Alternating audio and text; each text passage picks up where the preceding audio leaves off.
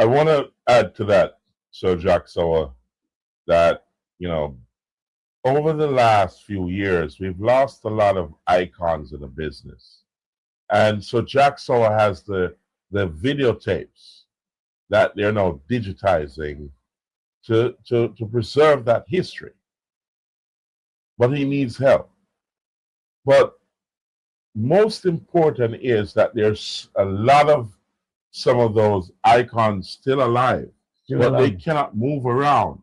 Like so, Jack Sower, he's not young anymore, No, and he needs that assistance so that he can reach out to these people and put a lens in their face, and also to help you to find them. Because the older you get, the less important you become, even when you're a hero. trust me. So, therefore, I'm going to have Sir Jack Sower tell you again how you can reach him and help him to bring that light to you. Because that history is indelible.